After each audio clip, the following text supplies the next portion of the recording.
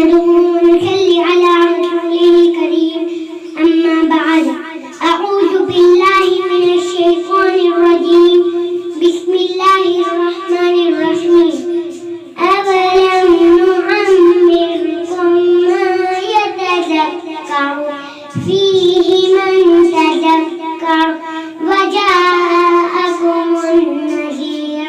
جناب صدر محترم اساتذہ کرام اور شریک محفل، میری ماں اور بہنوں، آج کی اس بڑی پربہار میں میری تقریر کا عنوان ہے وقت کی اہمیت. حاضرین محفل، وقت اللہ رب العزت کی بے شمار نعمتوں میں سے ایک انتہائی بیش قیمتی نعمت وقت ہے. وقت ایک انمول دولت ہے.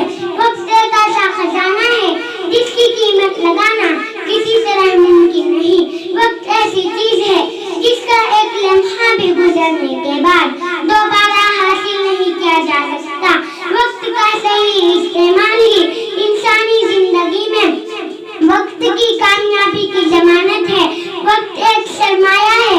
وقت ایک دفعہ ہاتھ سے نکل جائے تو پھر واپس نہیں آتا. گھڑی کی ایجاد سے وقت کی پیمائش آسان ہو گئی ہے. سال مہینوں میں، مہینے دنوں میں، 3 گھنٹوں میں اور گھنٹے منٹوں میں اور منٹ سیکنڈوں میں گزر جاتے ہیں.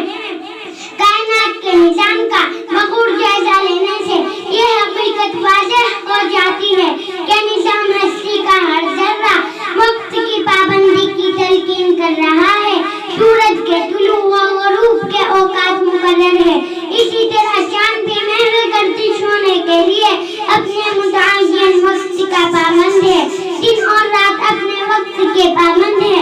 اس بات سے ہمیں پتہ چلتا ہے کہ وقت کی پابندی ترقی کا زینہ ہے. جس نے اپنے وقت کا صحیح استعمال سیکھ لیا وہ زندگی میں کبھی ناکام نہیں ہوگا، کیونکہ ہر کامیاب انسان کی کامیابی کا سبب اس کے وقت کا صحیح استعمال ہے.